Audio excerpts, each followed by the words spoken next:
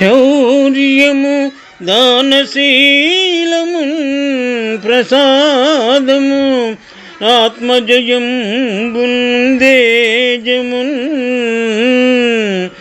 ధైర్యము దేవభక్తియును ధర్మము అర్థమున్ కామమున్ బుధాచార్య ముకుంద సేవలను సత్కృతియున్ పరితోషణంబు సద్వీర్యము రక్షణంబున్ పృథివీవరశేఖర రాజచిహ్నముల్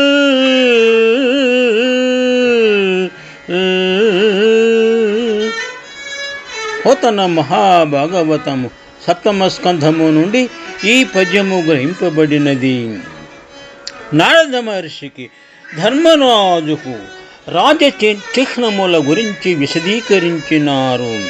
పద్యభావము: ధైర్యము, శౌర్యము, వీర్యము, ఆత్మనిగ్రహము, అనుగ్రహము, దానశీలము, ధర్మనిష్ట, అర్ధ సంపాదన, తేజము, బుధసేవ, కాంక్ష, ఆచార్యసేవ, అచ్యుతారాధన, సత్కార్యం, సంరక్షణము, సంతోషము ఇవి రాజుల లక్షణాలని వివరించినారు. శౌర్యము దానశీలము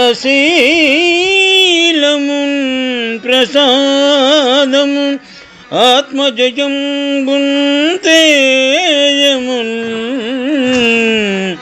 ధైర్యము దేవభక్తియు ధర్మము అర్థమున్ కామము బుధాచార్య ముకుంద సేవలున్